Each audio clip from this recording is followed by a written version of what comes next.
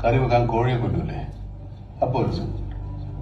പക്ഷെ കൊത്താൻ വരുന്ന പാമ്പിനെ അടിച്ചു കൊല്ലുമ്പോ അതിൽ കൂടുതൽ സുഖം കിട്ടും.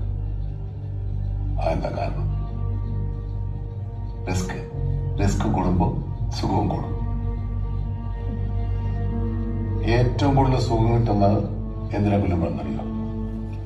വരുന്ന ആനയെ കൊല്ലുമ്പോന്നായിരിക്കും പറയുന്നത്. അല്ല,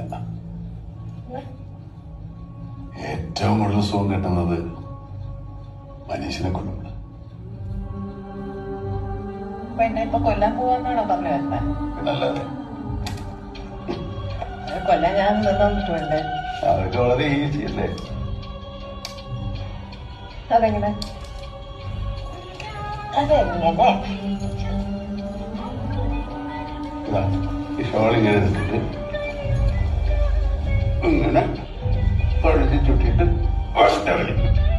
മുറുക്കും